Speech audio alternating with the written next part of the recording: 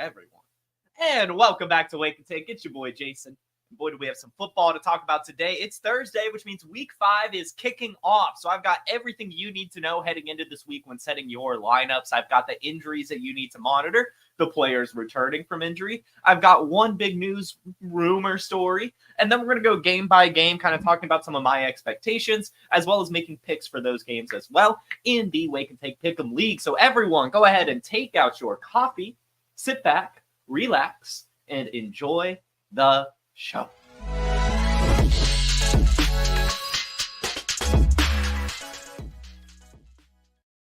And welcome into the chat, everyone here. Terminal Sarcasm, Picasso the Bird, and Donald Glaspie, of course, hanging out here from Yosemite. Glad to see you two this morning, and everyone else that I'm sure is going to start popping in here in just a bit. And everyone, if you're listening as well on the Wake and Take podcast, thank you for being a loyal listener. We appreciate your support here on this show. Everyone, we've got one story to talk about today before we get into everything in terms of priming, and that's just going to be exactly what Terminal Sarcasm is talking about here in the chat, and that is where Davante Adams is going. Latest rumor that I saw is that they are working diligently in New York to make him a Jet, and all I want to say to that is, please God, no. I realize that a lot of people like that, and I think that's because immediately you say, oh, Aaron Rodgers, Davante Adams. Is that enough? Is that actually enough? Because you are talking about literally talking about nuking the value of everyone in that offense, including Davante Adams. The only person that would be good for is Aaron Rodgers, and he's like the villain of the league. We do not need Davante Adams in New York. We do not want Davante Adams to be a Jet at all. At all. We also know that the Cowboys are not pursuing him. And I believe the two teams that Davante Adams specifically said he would want to play for are the Jets and the Saints, because he's played with those quarterbacks before. But I think Davante Adams should probably suck it up in that regard. I really think that he needs to be playing with a new quarterback, going to a new team. I mean, what are we talking about here, Davante? Do you really want to go to the Saints? You really want to catch passes from Derek Carr again? Like, you didn't even like it when you were in was it Oakland 2 years ago? Last year? I guess it was still Vegas, but still, team changes. But still, it's like you didn't even like it. Like, you were complaining when Derek Carr was your quarterback. That's kind of a big reason why he's in New Orleans. So I don't know. I don't really get it. I'm going to be honest with you, but all I can really say is, please, Lord, please, powers that be, do not put him in New York. Do not make him a New York Jet. We all know my take, and that's that I still think he's going to be a Kansas City Chief. I think he's a perfect replacement for Rashee Rice, and I understand the interdivisional trade arguments, but I also don't understand the interdivisional trade arguments. I mean, let's be honest here. If the price is right, the price is right. I think that this could be a win-win for both teams. I mean, the Raiders are not going to be competing during this Chiefs window, and damn sure not going to be competing while Davante Adams is still in the league. They've got a long road to go, lots of pieces needed on that team, and if they can get some draft capital from their divisional teammate, the Kansas City Chiefs, I'm sure that they would be ecstatic, because they're not only kind of hindering the future of the Chiefs, but they're also sending an asset that they don't even like.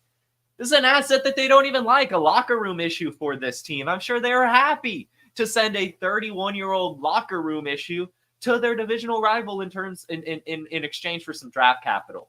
Now, the question to me then becomes, would the Chiefs actually want to do that, start to potentially plan out the future for the Raiders in terms of leveraging their short-term future to try to get Davante Adams on the team now? And I still think that answer would be yes. They're going for that three-peat.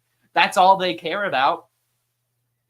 So you got to let this thing play out. I do want to go ahead and say that my philosophy always kind of pertains to this. Don't be like going out and trading for Davante Adams with the expectation that he's going to go here or there or whatever. Like, still pay the price it takes to acquire Las Vegas Raiders Davante Adams and hope he goes somewhere good. But don't be like, oh, I'm going to go trade for Davante Adams. He's going to be a Kansas City Chief and overpay for him. Like, pay the price if you want to take the risk. Don't overpay for this asset. And I'll also say, while we're here, you probably should be sending out offers for Brock Bowers you probably should be sending out our offers for Jacoby Myers. And as we'll talk about in a bit, due to some injuries, it might also be worth going ahead and picking up Dylan Laub as he also kind of steps up in the pass game, or could step up in the pass game if a running back injury, which has happened, kind of falls his way. But basically, let this thing play out. Don't get too crazy. Don't get too caught up in it. Just sit back, relax, and enjoy the show. We did that here for the Brandon Ayuk issue. Like we talked about what we knew, and that was really it. We never really speculated, and I don't really want to speculate in this situation either. We'll see what happens. We'll touch on the rumors, and we'll kind of go from there when it happens. And I see a good question here from Jamie in the chat. This will be is this your window to sell Old Man Adams with the hype of a new team? I mean, yes and no. I mean, I would say yes. Like, if you can get a decent enough return, like more, like basically it's the opposite of what I said earlier, right? Like, don't overpay for Davante Adams right now. But if you can get an overpay for Davante Adams, I would damn sure be selling him. Now, Pigeon30 in the chat says that they got 2 seconds. That's not bad. It depends on where your team is at. I'm assuming if you took 2 seconds, you're not really competing. In that case, I think that does make sense. I would still probably personally hold out for like 1 first or a second and a player or something like that. Hope that like somebody can go up in value, but you could always use one of those seconds or both those seconds to get a better player. I would say that this is close. I might still be leaning Adams a little bit in my opinion, but I think that this is a decent enough return for a lot of good teams out there that are maybe sitting on Davante Adams and it doesn't really fit their team's window. If you just want to get some draft capital, clear out that roster space, I think that that's not a bad move at all. I would just maybe hold out a tiny bit more, just a smidge, because you're giving up an elite asset. And really, in this case, you're kind of just getting like 2 good assets or 2 very good assets as opposed to like 1 grade and stuff. You know what I'm saying? You know what I'm trying to get in that there. So just, again, take it slow. Let whatever happens. And then we'll kind of go from there. But for the most part, don't overpay for this player. And then also don't sell low either. Just treat Davante Adams like Davante Adams. And if he ends up on a good team, then you can maybe capitalize on that. If he ends up on a bad team, then maybe you're stuck with him. So, and that's why I say maybe try to get equal value if you feel like getting out. And 2 seconds isn't too bad. I feel like that's at least close. And then Terminal Sarcasm, before we move on, would you trade Sam Laporta for Brock Bowers and redraft? And yeah, I think I would. Brock Bowers is getting utilized handsomely. And if Davante Adams leaves, he'll be utilized even more, which honestly to me is kind of crazy. So, yeah, I mean, and Laporta's not really playing that well and not really as big of a piece of the Lions offense right now. So, yeah. Cool. So that's kind of the Davante Adams rumor situation. I'm sure that we'll have some sort of updates on that over the coming weeks. I'm sure first, though, to bring back to my earlier point, I'm sure first we'll have to hear more about the Rashee Rice injury. I guarantee, I know that this, even if he doesn't go to the Chiefs, I guarantee that nothing will happen with Davante Adams until the true severity of Rashee Rice's injury is known. And that's not me saying that he's going to the Chiefs for sure. But I think that is me saying that I'm sure the Raiders notice like how good of a puzzle piece that is, Davante Adams on the Chiefs. And I'm sure that they're just kind of waiting for the Chiefs to get a little bit desperate here. So definitely not going to happen this week. Next week, probably not either, but maybe. But either way, I'm sure that we're going to start trending in the right direction to something.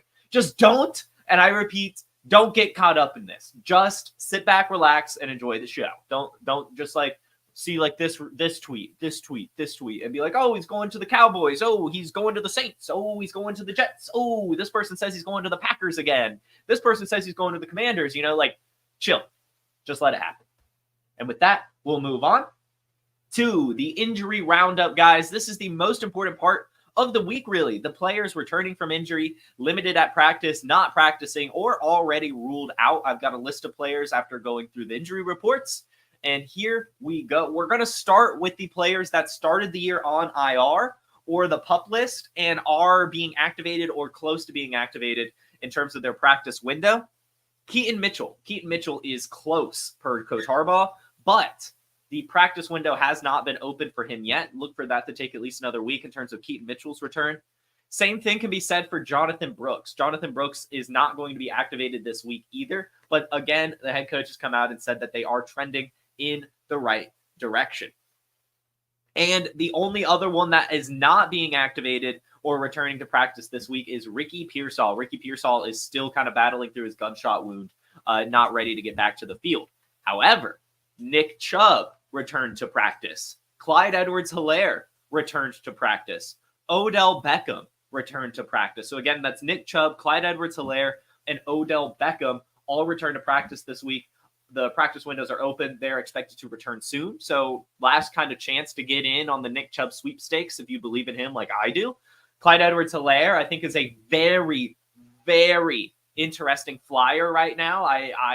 We all knew kind of that Carson Steele would be pushed out a little bit, not necessarily pushed out, but we talked about it. I told you guys that I wasn't really trying to spend up on Carson Steele or anything for that matter, because I felt like it would turn into a committee, even as evidenced by my bid in the Wake and Take Invitational League for Kareem Hunt, right? Like, I didn't think that Carson Steele would own this Chiefs backfield.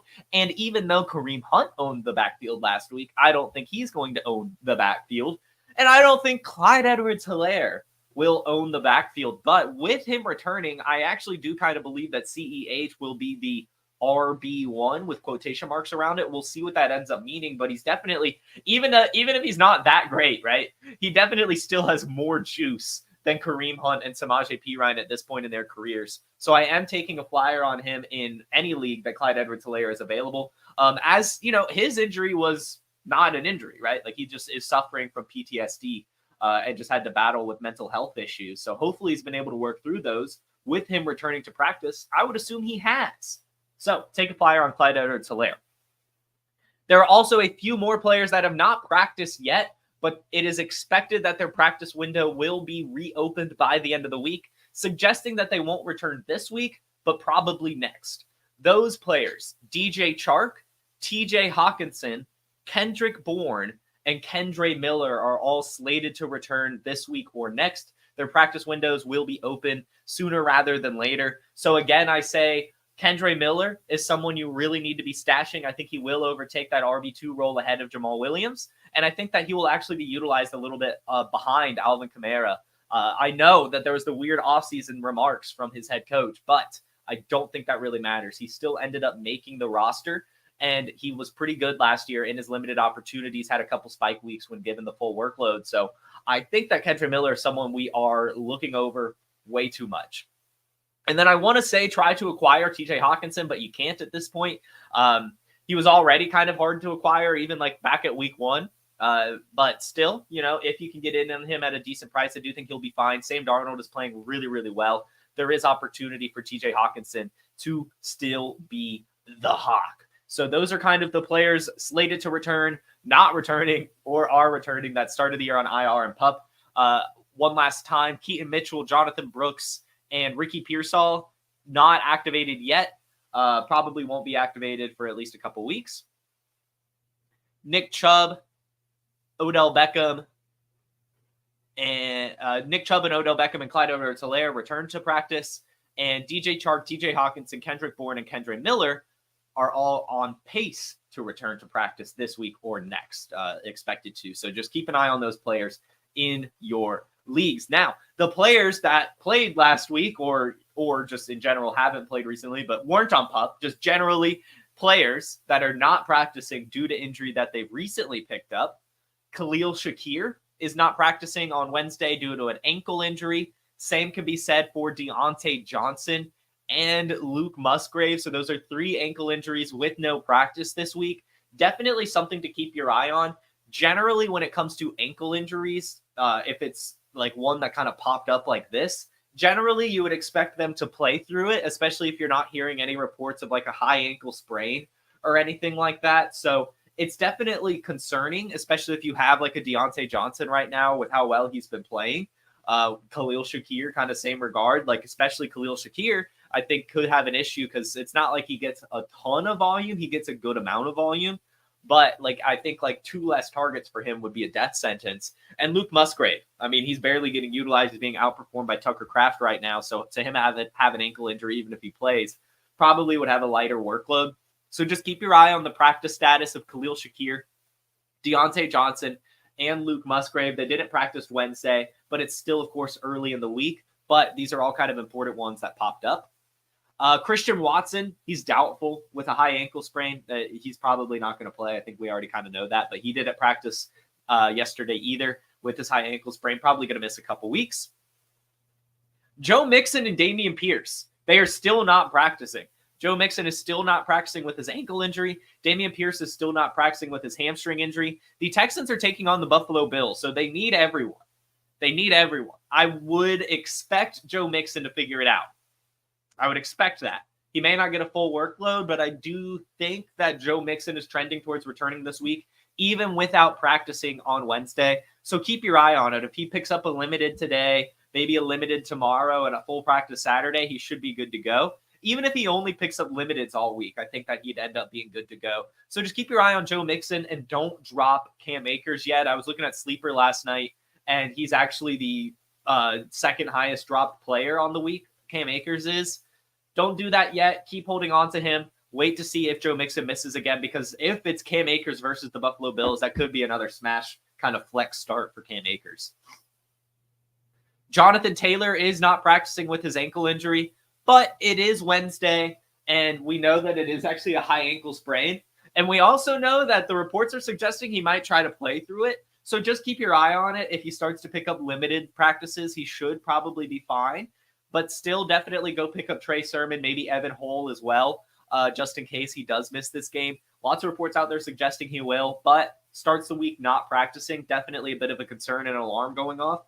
Monitor that today, tomorrow, Saturday. Devin Singletary. Devin Singletary did not practice yesterday with a groin injury, and neither did his teammate Malik Neighbors with his concussion. I'll say in Malik Neighbors' case, he'll probably still play. We know that superstars usually play through their concussions. And while he maybe didn't practice on Wednesday, he still has ample time to pick up a limited practice. And I believe all you need is 2 limited practices before you're able to get out there. So I think that Malik Neighbors will probably be fine. But definitely, if Wan'Dale Robinson is still available in your league somehow, pick him up, as he should have a huge week if Malik Neighbors is out. And then Devin Singletary not practicing with his groin should be a huge red alert. Normally, groin injuries are not played through, at least at a high level. And this kind of came out of nowhere. So just kind of keep your eye on this. Definitely go pick up Tyrone Tracy like yesterday, go get Tyrone Tracy on your team right this second, as he has really good pass catching chops as well as good size and speed combo. You want Tyrone Tracy on your team pretty bad, especially if Devin Singletary is out. Jaylen Warren not practicing with his knee injury. And interesting to note, neither is Cordarrelle Patterson with his ankle injury. So keep your eye on those. If they do not play, I believe it's Dajon Edwards, as the RB4, which is actually a player that I liked a lot at the Senior Bowl. So he could be fun in this system. If you're in a very, very, very deep league, you could maybe pick up Dajon Edwards. That's Daijun. Let me double check this Steelers roster that there isn't anyone else I'm missing. Yeah, no, that's him. He's on the practice squad, but he could get elevated. And again, he impressed me a lot at the Senior Bowl, went to UGA. Every game that he had a rushing touchdown in college was actually 2 rushing touchdowns. He never had a single rushing touchdown game. It was always 2 or more. It's kind of ridiculous to me. And he was incredible at the Senior Bowl. I'm not going to lie. So keep your eye on him, Dajon Edwards. George Kittle. He is not practicing with his rib injury, but he did play. Well, yeah, it was a rib injury that he played through, I believe, or was it a hamstring? I probably should have double checked that. But either way, George Kittle is a warrior. He plays through injuries, as evidenced by him posting the stat line he did against the Patriots this Sunday. So just keep your eye on it. If he starts to pick up any limiteds, George Kittle will probably be fine. But not practicing is definitely a concern. And the last one, Brian Robinson. Brian Robinson picked up a random knee injury and is not practicing. Huge red alerts there, as Brian Robinson has become a really good bell cow and has been utilized really well as performing well. So you want Brian Robinson out there if you're the Commanders, and you want Brian Robinson out there if you manage him in fantasy. However, Austin Eckler is limited with his hamstring injury, so it's looking like Austin Eckler will be back this week. And so if Brian Robinson is out, Austin Eckler becomes a start. So keep your eye on him. Brian Robinson out with a knee injury at practice yesterday. Keep your eye on his status the rest of the week. Now, on to the limited injuries, the limited practices. Trey McBride picked up a concussion a couple weeks ago. He is limited, so on pace to return. Cole Kmet limited with a knee injury, so will probably play. David Njoku limited with an ankle injury, trending towards playing as well. Jordan Love limited with his knee. He played last week. He'll play again. Tank Dell limited with a chest injury, so Tank Dell also on pace to return this week.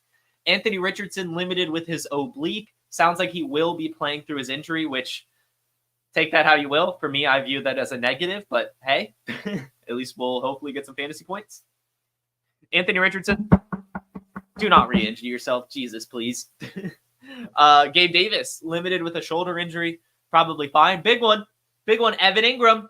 Evan Ingram picked up a limited practice yesterday, on pace to return from his hamstring injury. So if you can get Evan Ingram for a good price, do it 1,000 times. This is one of my big buys right now. I do think he's a huge part of this Jaguars offense and one of Trevor Lawrence's favorite weapons. I think his absence has been a big part of why the Jaguars haven't been able to play at the level they're accustomed to. Really go get Evan Ingram if you can. Travis Etienne limited with a shoulder injury. Probably fine. Zamir White limited with a groin. Monitor this, as he has already been kind of bad. So to see him get, if he stays limited all week, I could see him have a shorter workload, which means you don't want to start him. You also probably don't want to start Alexander Madison, but there is a off chance that Dylan Lobb gets activated as well. So just maybe go take a stash on Dylan Lobb this week, just in case. Rocky Mostert looking like he'll be returning. He's limited with a chest injury. Wan'Dale Robinson limited with a heel, so just monitor it. Will probably be fine, but still has a heel injury he's trying to practice through right now. Russell Wilson, calf injury, probably fine, but also not going to start. It's Justin Fields over there. Austin Eckler, concussion, limited with his concussion, so on pace to return this week. And then some players that have already been marked out. Brandon Cooks with his knee injury, which, by the way, the Cowboys also came out and said that they expect this to sideline him for a few weeks. I actually dropped Brandon Cooks in a league, my FFPC league. Granted, that is the team that I mentioned a lot on this show, my absolutely terrible FFPC orphan I took over. I picked up Brandon Cooks heading into the year just because I wanted pieces to try to trade, and I never got any value for Brandon Cooks. And bye weeks, I had to drop someone, and I was like, well, if he's going to be out a couple weeks with this knee injury, and he was already kind of burning a hole in my roster because I can't get anything for him, I'm just going to cut bait. Someone else can be someone else's problem. And yeah, you already know it, Ryan. This, ladies and gentlemen, is what we've been waiting for. The Ryan Flournoy season. Voice of the Stars already tweeted out that Ryan Flournoy is expected to make his first start this week. So just keep your eye on it, guys. You know it. Ryan Flournoy is like my flag plant of the millennia. I love this player. I think he's going to be a true stud. I thought he could get out there a little bit earlier than he has, but still, he's going to be out there now. And if he gets even one catch, I am going to be so excited. Like, you guys have no idea. So we will definitely be reporting back on Monday the Ryan Flournoy usage if he does actually get this start. Definitely someone you need to go pick up. I know that in your head, right, like, you're going to be like, oh, you know, he's the wide receiver 5. That's true in terms of the depth chart, but he would probably slot in as the wide receiver 3, right behind Jalen Tolbert, probably is where I would imagine him kind of going. Or honestly, filling where Brandon Cooks is, and Jalen Tolbert just stays right where he is because Ryan Flournoy is 6'1", 200 pounds. So I don't think that they would just kind of keep him on the bench. Like the times that Kavontae Turpin has made a catch, or like Jalen Brooks has made a catch, those will be Ryan Flournoy targets this week. So just keep your eye on him. He could be awesome, and probably will be awesome this week. But I really do believe in this player. I really do. I have not stopped talking about him all off season, and the Brandon Cooks injury finally happened. Get him on your team. Rashee Rice out with his knee injury. We still don't know the severity. Patrick Mahomes says hopefully we get him back soon. We'll see what that means. Davante Adams out with a hamstring. Quotes around hamstring. Last week, I had my favorite tweet of all time on the PlayerProfiler Twitter. When Davante Adams was marked out last week, I literally put hamstring in the quotes on the tweet and just asked where he's going to get traded to instead. Like, he's out with a hamstring injury with quotes around it. And then what team will he get traded to? It was a pretty good tweet because this guy does not have a hamstring injury. at all. At all. Cooper Kupp still out with his ankle injury, and the Buccaneers, Trey Palmer and Jalen McMillan, are both out, which is interesting, which is very, very interesting. I don't know who's behind them. Oh, Sterling Shepard, right? Sterling Shepard becomes a very interesting pickup. Yeah, Sterling Shepard. Get Sterling Shepard, guys, in your deeper leagues. He might be a little bit of a flex play this week. Maybe not. Maybe not. The Falcons' defense is pretty good. They'll probably kind of just force feed it to the running backs. But Sterling Shepard, maybe a DFS play tonight. Maybe throw him in there in your showdown captain mode lineup. Why not? But yeah, cool. Hey, Pigeon 30 got Ryan Flournoy on waivers this morning. Let's go. I love that. I really hope this works out, guys. And hey, if Ryan Flournoy doesn't pan out this season, please don't kill me. Please don't kill me. It's still going to happen at some point, whether it's this year or not. And it's already trending towards this year. So just Ryan Flournoy, super Ryan Flournoy, which, by the way, changed his number from 18 to 80. And I'm still not sure how I feel about it, but 80 is a great wide receiver number, so it should be fine. Anyway, guys, we're about to do our Week 5 preview. But before we get into going game by game, let's hear just a little bit about what makes the DFS Dominator so special. DFS getting harder every year, but we're here to make it easier with the DFS Dominator because I know a lot of optimizers keep coming out. Oh, our optimizer. What about this optimizer? But that optimizer. Well, we have a cash game optimizer that leverages the projections from Dario, Billy, the award-winning projections at PlayerProfiler.com, and builds the best lineups for cash games that have both upside and stability, because that's what you want. It's a couple clicks, boom, boom, boom. You get the best possible lineup for your cash games. But for tournaments, traditional optimizers don't work. That's why we have a Lineup Genius, which takes you through the process of building lineups the way they should be built. Which quarterbacks do you want to be overweight on? Then building stacks, then setting run backs, then optimizing, and generating up to 150 lineups that you can easily import into DraftKings, into FanDuel. That's the DFS Dominator. It's only $45 a year. Not a week. A year. Just go to Player Profiler, click on the DFS Dominator from the menu, and you won't be sorry. Yeah, guys, you got to go get that DFS Dominator. It is an incredible tool. Just pick the players you want in your DFS lineup, and it'll optimize that bad boy for you. And it really does do a fantastic job. I've won a decent bit of money, just like even making the 10-cent lineups, right, with that DFS Dominator. Not a decent bit of money, but, I've turned like 10 cents into like $20 a couple times, and that's always nice. So anyway, keep your eye on that DFS Dominator. Really cool tool, and you should honestly probably get the whole all-in package, really. Incredible tools at Player Profiler. Ooh, Chris was offered Bijan Robinson for Kyren Williams. I would trade Kyren for Bijan Robinson in a heartbeat. Just saying, Chris. Although points may not suggest that. Also, I do see a lot of people talking about Bijan Robinson's hamstring injury in tonight's game. So why don't we just go ahead and start with Thursday Night Football. We've got the Falcons hosting the Tampa Bay Buccaneers. And in case you're wondering, last week I was asked what the total was, and it does not show you on YouTube, so I pulled it up on a separate page. The total for tonight's game is 43.5, which is very good. I hate that Vegas is good at picking totals because that feels about right. This feels like a 21-24 type game, which I guess would slightly be over. But either way, the Falcons, it looks like, are favored by 1.5, which of course means that if it was in Tampa, Tampa would be favored. If it was neutral, Tampa would be favored. But I do believe in these Atlanta Falcons to pull off this win. I do believe the Falcons can pull off this win in Atlanta. We saw how good that stadium was rocking when they hosted the Chiefs. Falcons fans are out this year, and it's tough to win in Mercedes as an away team when the fans are actually rocking. I'm going to be honest with you. But things are also just starting to kind of come together slowly but surely in Atlanta. The defense came together immediately. The defense is on fire. But the offense, we're seeing just things kind of change week in, week out. Kirk Cousins getting a little bit more acclimated as the season goes along, and his connection with Darnell Mooney is blossoming at an alarming rate. So I just think that this will be a very competitive game. And I'm just going to go ahead and say it. We'll have another last second Younghoe Koo game winner, right? Like this will just be very, very close, competitive the whole time. I think everyone in this game is startable.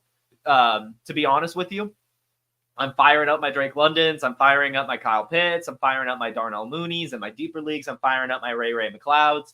I think Tyler Algier's a little bit more interesting of a flex play this week in my deeper leagues with the Bijan Robinson hamstring. I'm not benching Bijan Robinson playing through a hamstring. It's Bijan Robinson on the Tampa side of the ball. Like AJ Terrell has never been able to lock down Mike Evans. I know generally I say like it's tough to play the wide receiver one against Atlanta.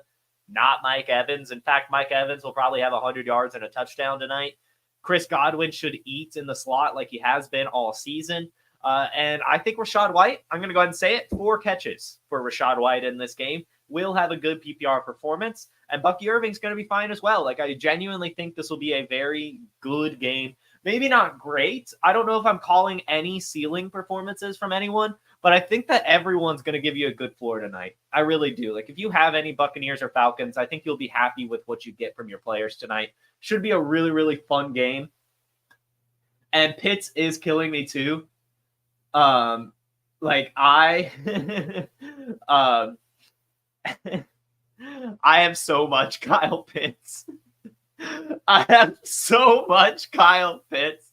I literally have like 80% Kyle Pitts across my dynasty and even like best ball teams. Like I got him in so many places.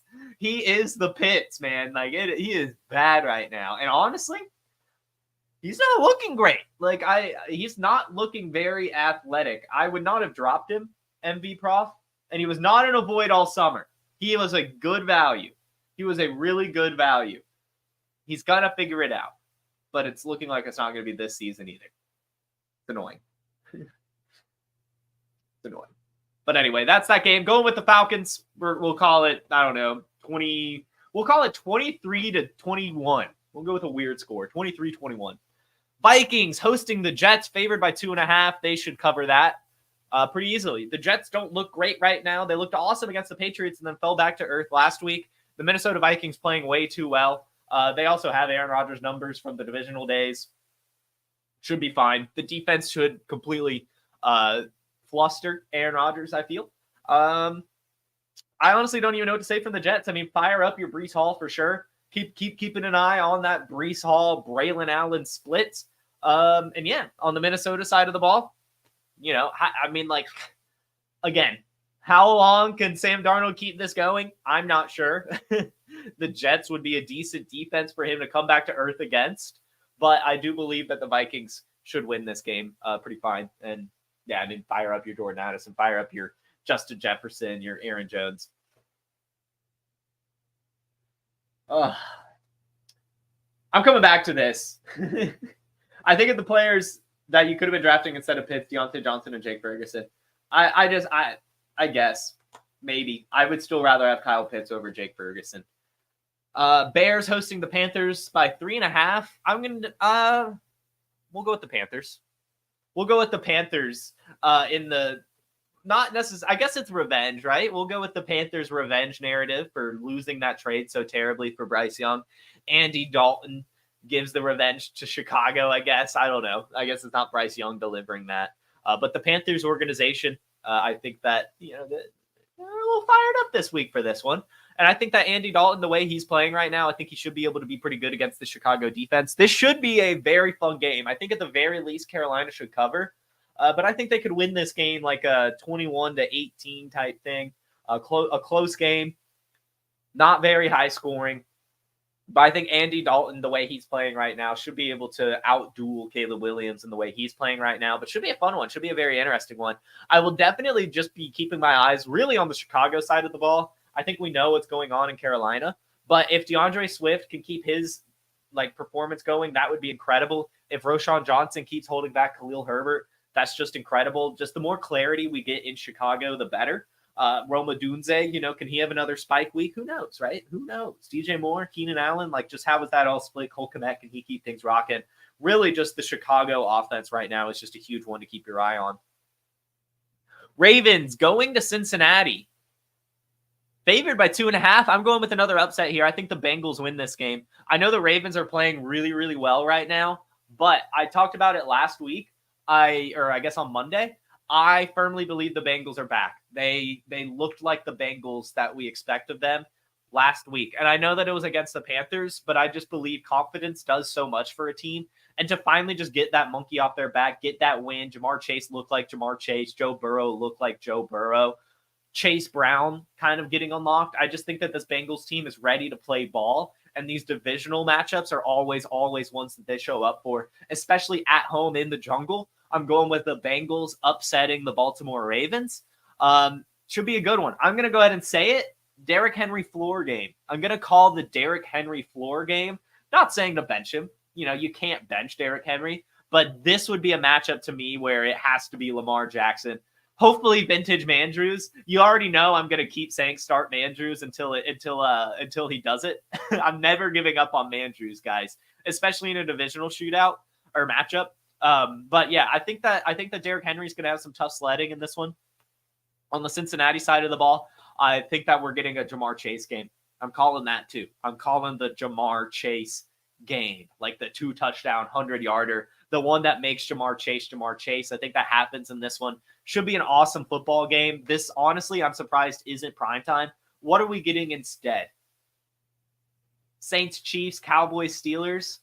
That's not awful. Those aren't terrible, but come on.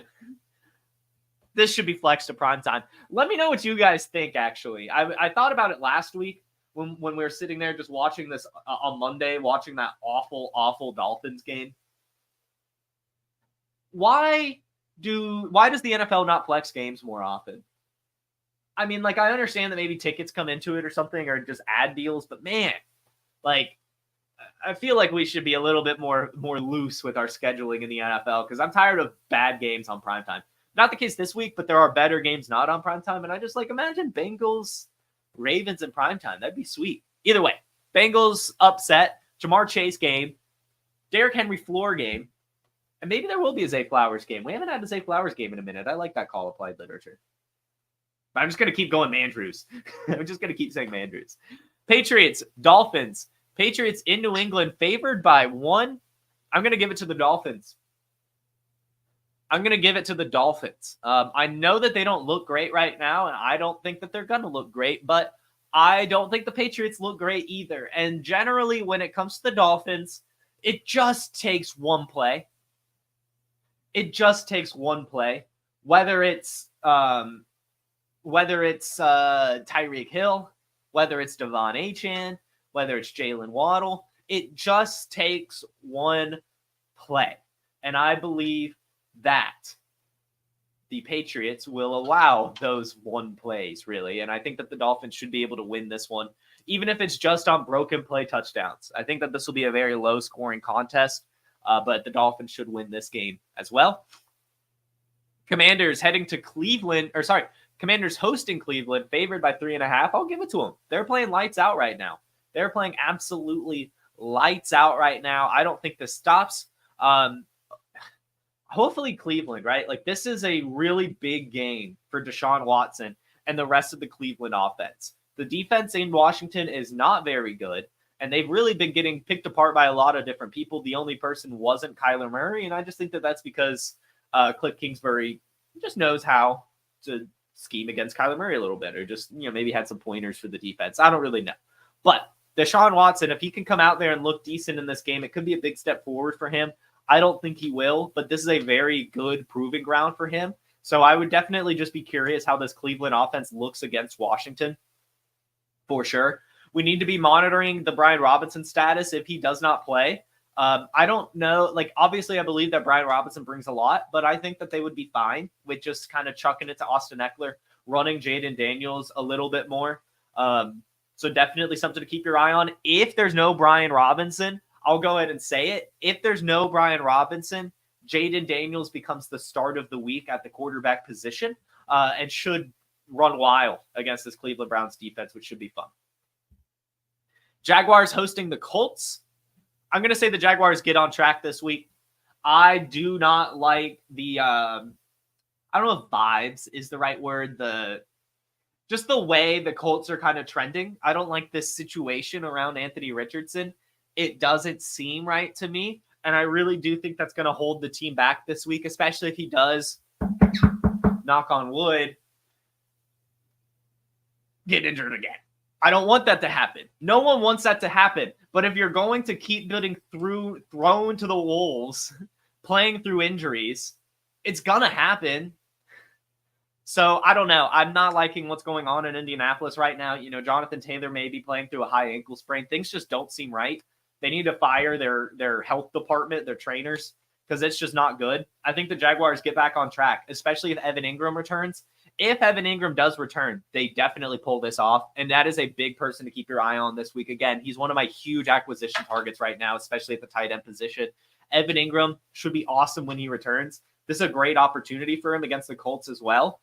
So definitely keep your eye on how just the Jaguars offense looks with Evan Ingram back, but also just how Evan Ingram looks himself. I really do think that it'll make everyone better, especially Trevor Lawrence. So maybe going to get Trevor Lawrence this is a really good bounce back game for the Jaguars on paper, which I really, really like. And then on the Colts side, we just got to monitor the injuries. Like, how does Jonathan Taylor look if he does play through his injury? How does Anthony Richardson look if he plays through his injury?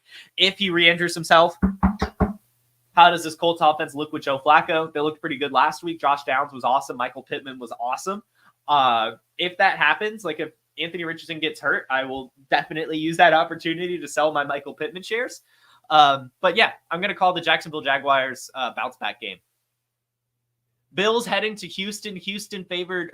Bills only favored by 1. I think that they have this. Houston doesn't look right now.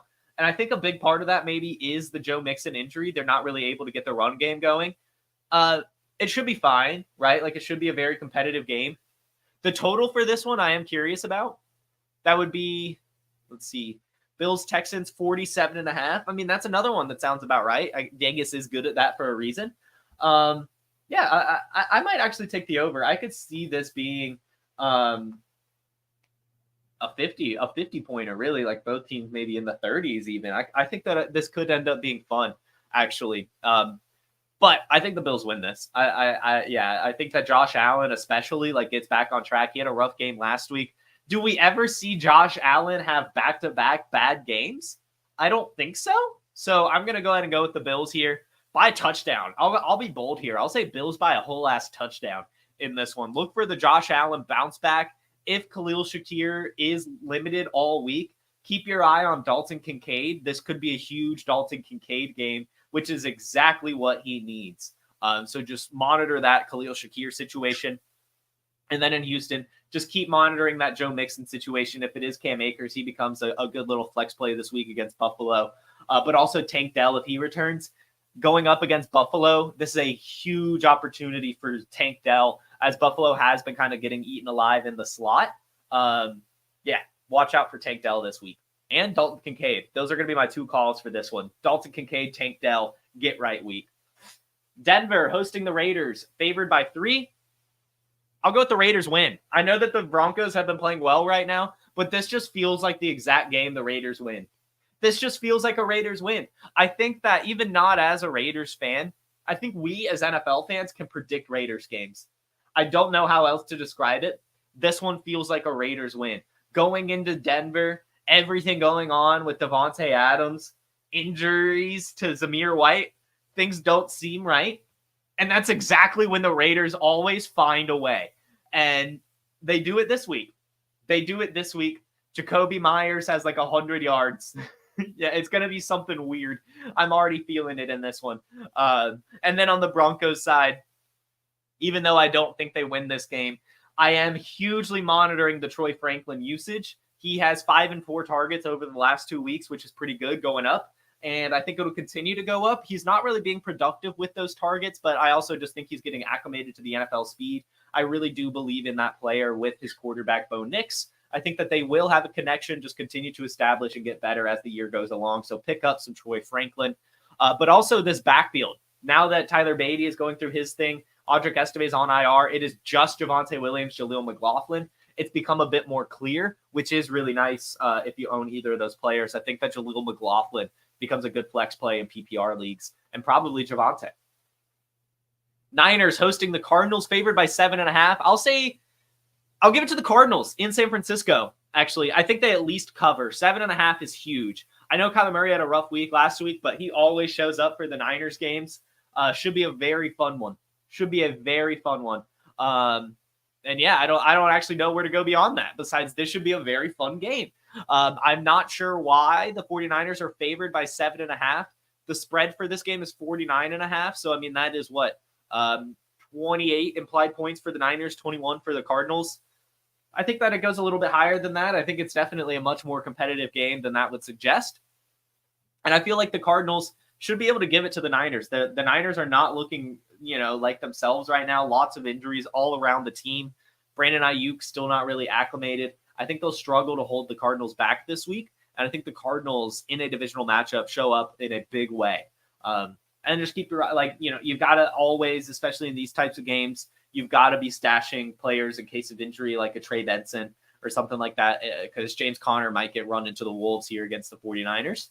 So just take your flyer on Trey Benson, get your Isaac Guerrero for on the San Francisco side of the ball, and just monitor the situation. This is a great opportunity for Brandon Ayuk get right week, okay? So just monitor that. It might be a nice Brandon Ayuk game against Arizona. It's a good matchup for him. Should be a little bit of a shootout.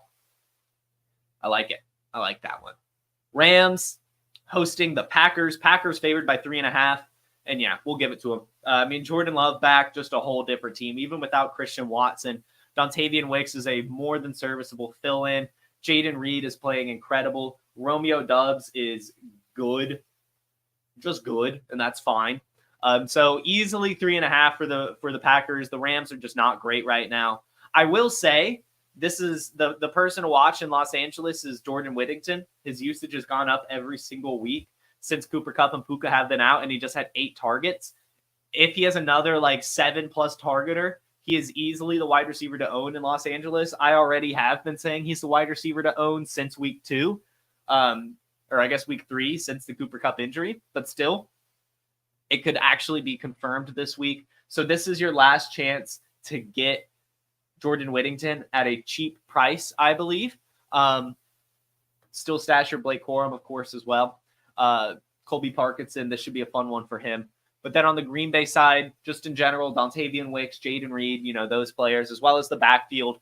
I just keep monitoring this Josh Jacobs, Emmanuel Wilson split. Going up against the Rams, this feels like another game where Emmanuel Wilson gets more usage than you would hope if you're a Josh Jacobs owner. But that's fine. I'll probably be starting Emmanuel Wilson in my 32 teamers and stuff like other deeper leagues where I need some running back help. I think that he'll actually see the field a little bit in this game. Seahawks hosting the Giants, favored by 6. Easy money. They're playing incredibly right now. Just Geno Smith is chucking the ball at an alarming rate. Kenneth Walker is the best running back in the league, which another guy I was just so in on this offseason. Sucks that we had those 2 weeks of injury, but for him to come back and get those 3 touchdowns against the Lions, just insane. I love that running back.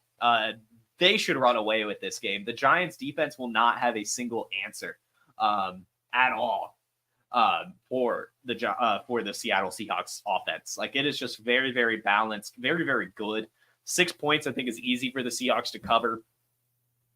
On the Giants, I don't really know what to say other than watch those injuries. If Devin Singletary doesn't play, check out for Tyrone Tracy. Watch this Wan'Dale Robinson heel injury. Watch this concussion for Malik Neighbors. Just see what happens there. If Malik Neighbors is out, the Giants might not score a point. On the Seahawks side of the ball, just keep seeing how much better Kenneth Walker is than Zach Charbonnet. It's just insane how he can keep Zach Charbonnet off the field at such a level. He's just so good, Kenneth Walker is. So that's a big one. And of course, just the wide receiver splits. Steelers hosting the Cowboys. Favored by 2.5 points. Wow. The Justin Fields effect. Another player we were very high on in this show.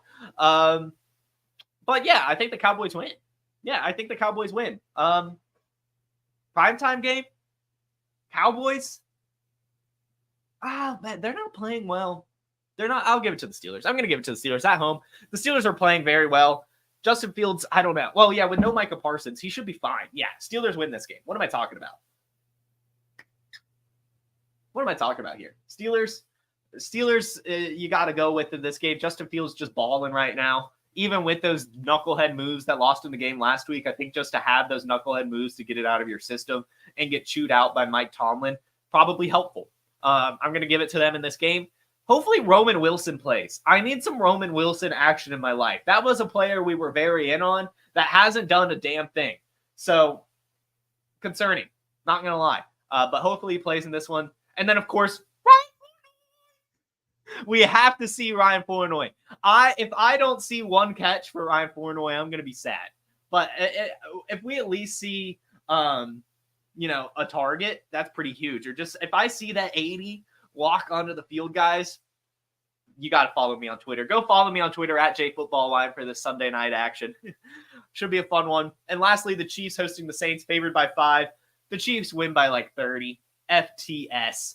That's the theme of this show. FTS. We never pick the Saints here.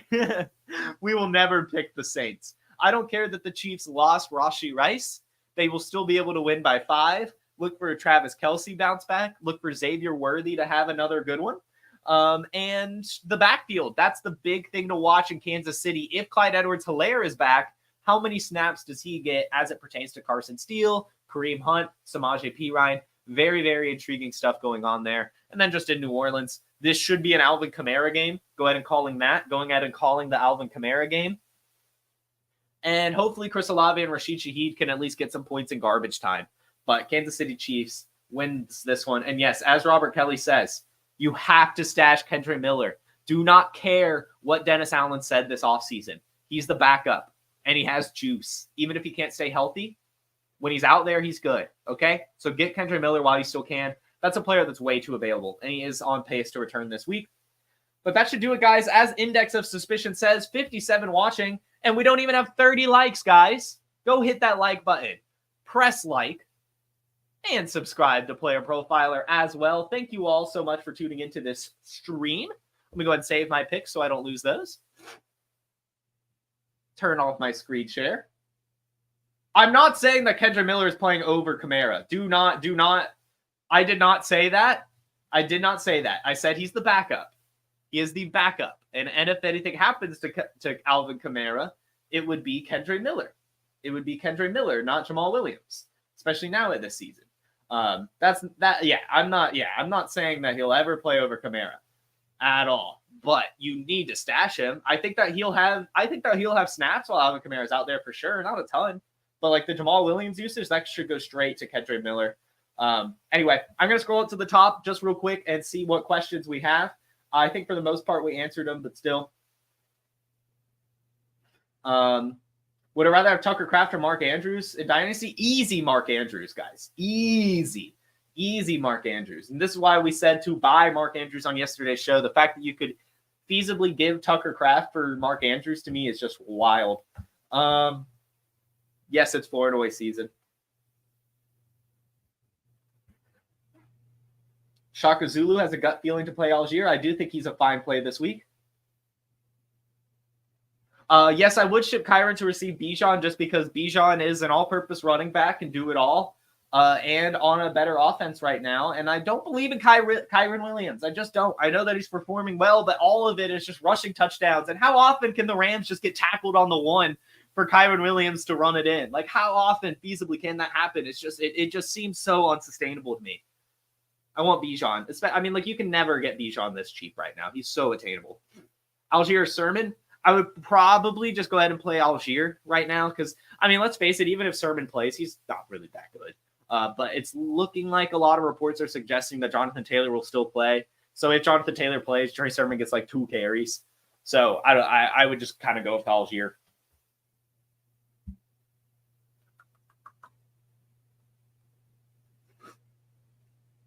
Still scrolling. All right. I think that'll do it, actually. I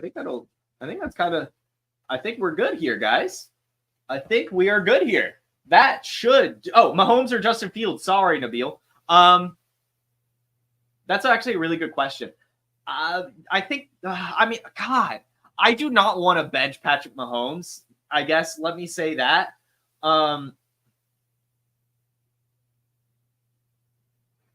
God. But I would say that they both have similar floors. Okay, I'll just say this, Nabil, if it's just a standard fantasy football league, and it's like 4-point passing touchdowns, go with Justin Fields. If it's 6-point passing touchdowns, I think I might start leaning Mahomes in that case, because I do still think he should get like 3 or 4 passing touchdowns in this one, to be honest with you. I think he should shred those Saints.